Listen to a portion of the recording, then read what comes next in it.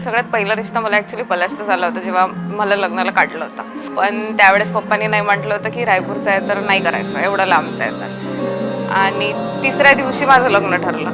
त्याच्यानंतर लगेच 2-3 हफ्त्यांनी एंगेजमेंट आणि लगेच मार्चमध्ये लग्न.